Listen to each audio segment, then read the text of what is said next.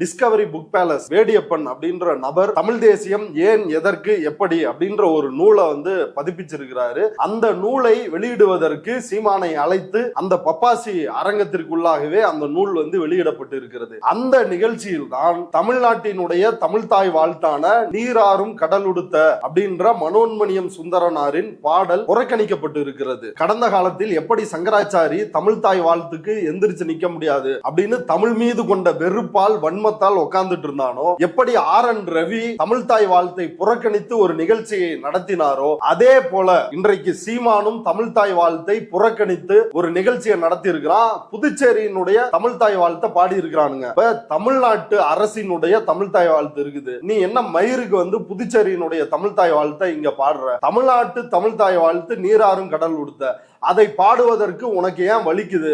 ஏன்னா அதுல தெக்கணமும் அதிர்ச்சிறந்த திராவிட நல் திருநாடும் அப்படின்ற ஒரு வார்த்தை இருக்குது. அது இந்த சைமன் எச்சகல நாய்க்கு வலிக்குது. அதனால அந்த பாடலை புறக்கணித்திருக்கின்றான்.